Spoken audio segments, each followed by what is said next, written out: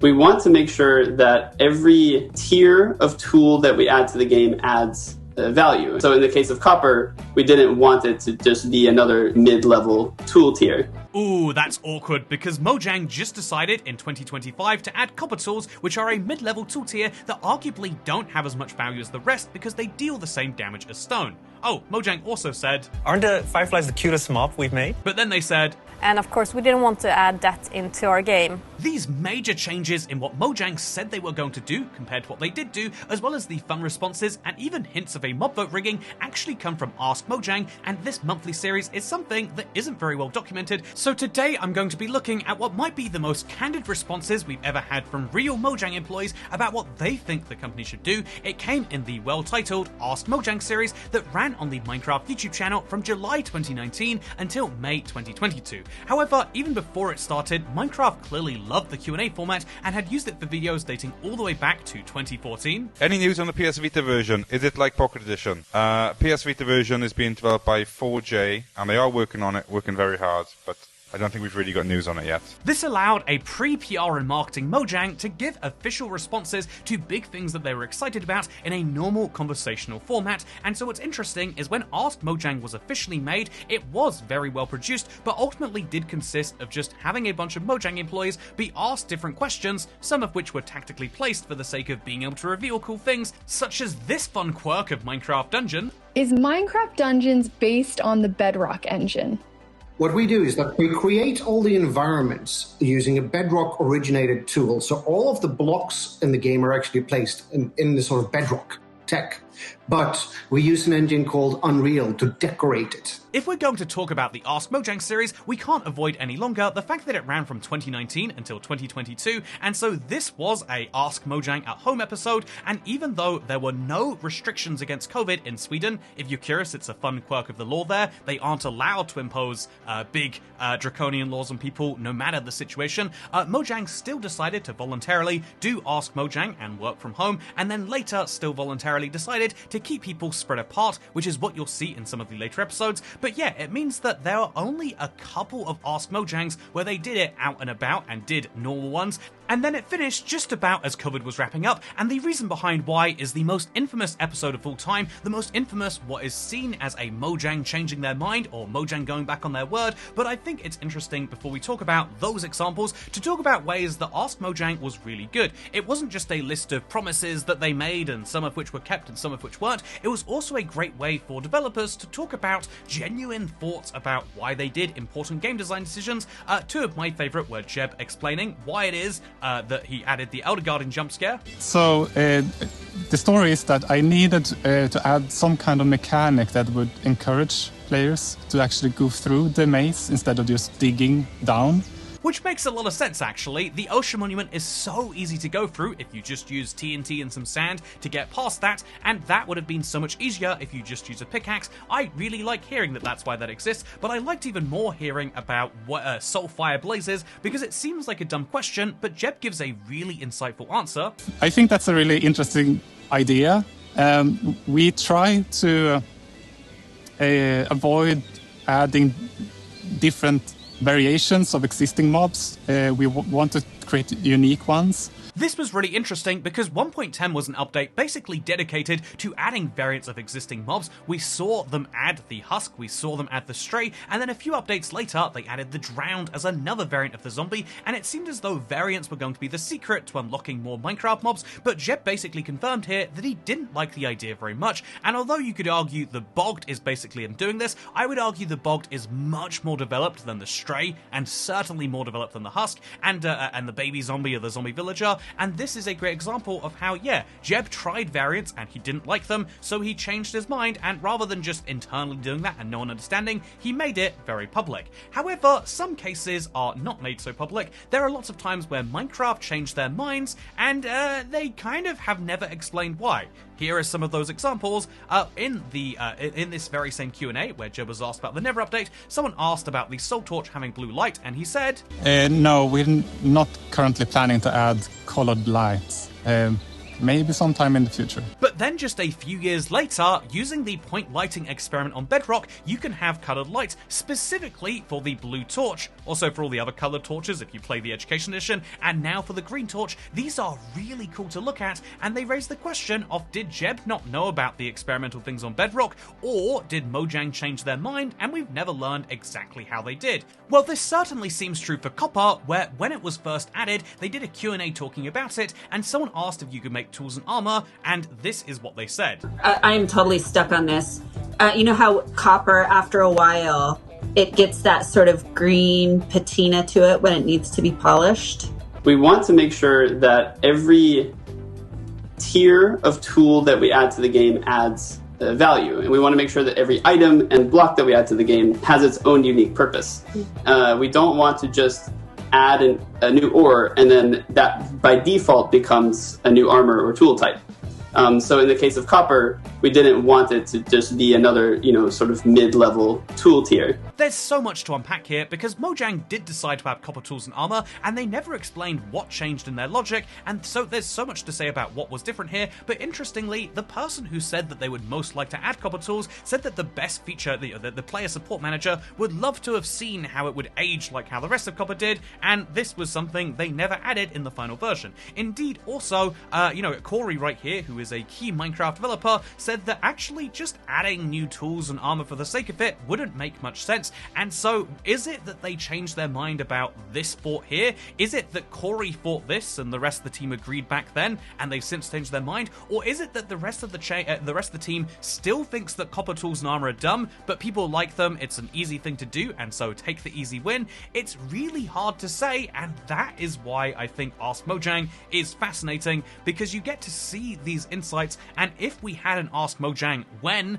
the copper armor came to the game, they could simply say, yeah, back when copper was added, it was used just for blocks, but now we have all of these things you can do with it, and the copper golem, and we figured if the copper golem can have copper armor, why can't you? But we never had that, and isn't that a shame? Speaking of shame, you might look at Ask Mojang as you've seen it so far and say that, wow, there's 19 episodes, but you've already shown all these examples of how they've changed their mind so massively. But I would actually say that after watching every part of it, most of the other things that they said and later went on to change, they also kind of hinted at the time that, yeah, they could change their mind on, and this is true for the biggest example of all. But now that we move on from times that Mojang massively changed their mind, let's talk about the mob vote.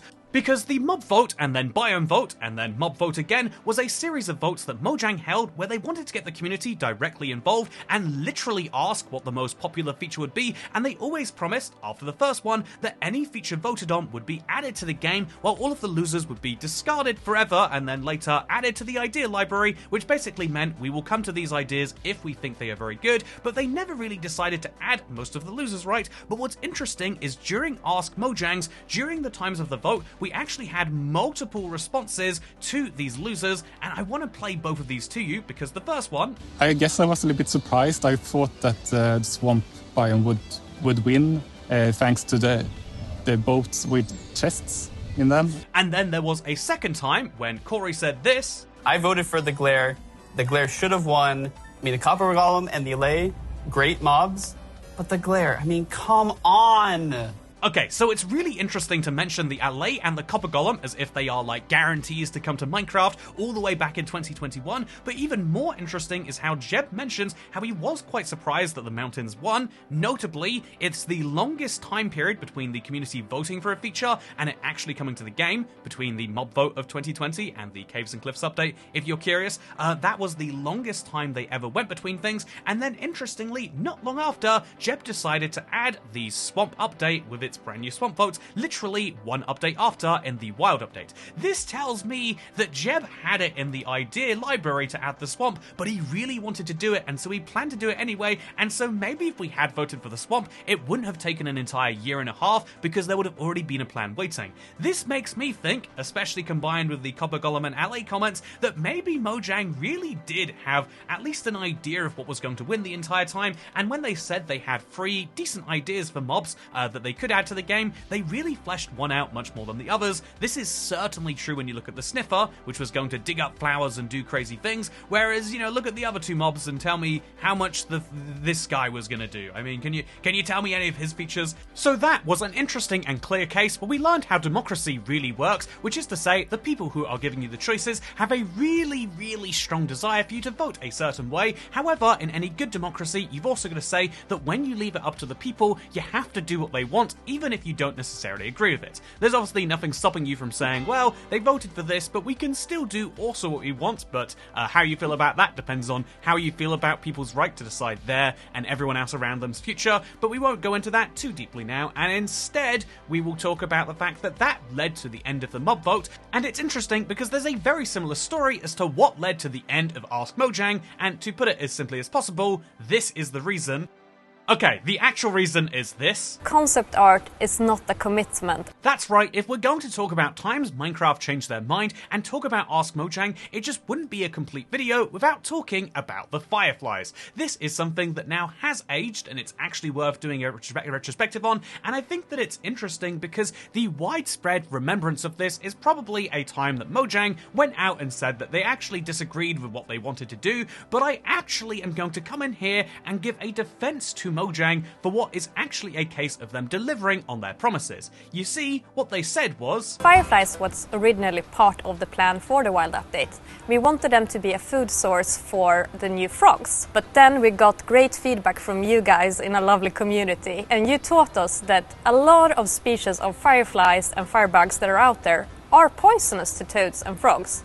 And of course, we didn't want to add that into our game. This sounds like a real cop-out, but given how big the Minecraft community is, in terms of tens or hundreds of millions, it makes sense that they genuinely would have got lots of people telling them about that, and even though you might argue, is Minecraft a realistic game, the truth is they probably were listening not just to the players, but also to the staff who worried about making a game that is actively harmful. So many of the initiatives that you can see between 2020 and 2023, I believe that was the last time they did the Cape, so many of these initiatives came about because their community wanted it and it was popular to do, but also because their employees wanted to feel like they were working on a game that did good. That is why Mojang actively contributes to Pride marches in the area. It's for the sake of the employees. One of the things that Mojang does better than most studios is to look after their employees in a great way, and so if their employees say that this is something that makes them uncomfortable, you can't, or you shouldn't at least, force them to make it despite that. So interestingly, this is a case of a feature that is not being added, but actually, if you look later into exactly what she's saying, the things that are outside of our memory, what she actually says was, we still think that the Fireflies are super interesting as an idea and a concept, and they're part of our ideas library. And credit where credit is due, that's 3 ideas now that we've mentioned in just this video alone that have made it out of the idea library. That is right, even though Fireflies were just an interesting concept they couldn't add to the game because they'd be poisonous to toads and frogs, they worked out how to bring them back anyway, and so as a result we can say that Fireflies are weirdly enough a case where Mojang did do exactly what was right, at least based on their values of looking after employees and trying to set a good example where that feels like it is suitable to them. But what's interesting is the fact that you can actually go back and look at all of this together and say that Minecraft do have a remarkable track record of doing what it is that they say they're going to do, of sticking to their word.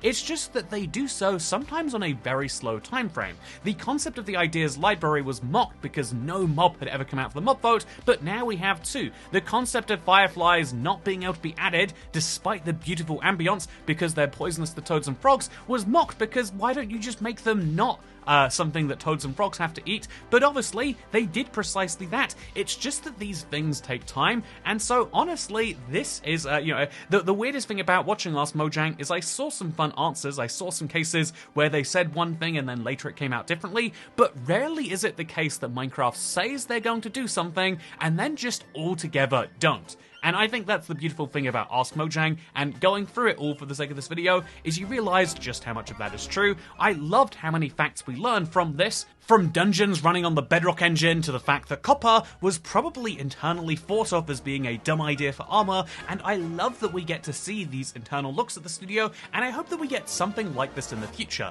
We used to have panels at Minecons, we used to have Q&A sessions, we used to have Ask Mojang, and now we've had a bit of a reclusive Mojang team when it comes to communicating these things. I would love if there was some proper way that we could communicate with developers, because there isn't a simple Twitter platform. Even if there was, I don't think a lot of them would use it, but there's no Twitter platform. Everyone's just allowed to share their thoughts and their feelings and their announcements, and I think that the corporatization of Mojang communication isn't necessarily a good thing. But that's my opinion. What do you think? With that said, thank you for watching. I hope you all enjoyed, and I'll see you next time.